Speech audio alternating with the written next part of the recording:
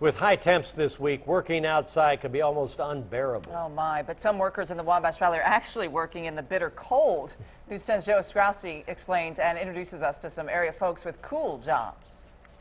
For most folks, keeping cool is a matter of comfort.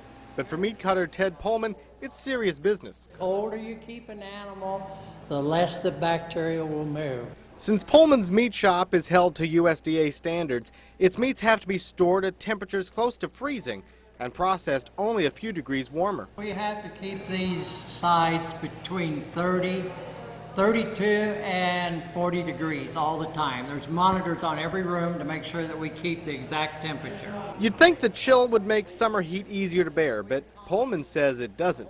Not only does it cost an extra $1,000 to keep the building cool, it also makes it harder to adjust when the day is done.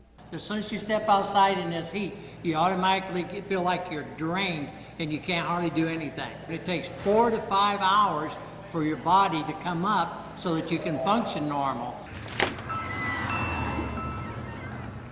A few miles away, florists at Poplar Flower Shop deal with some chilly temps too. They have to keep many of their flowers in coolers to make them last. We don't let them open up quite as much before we put them in the coolers.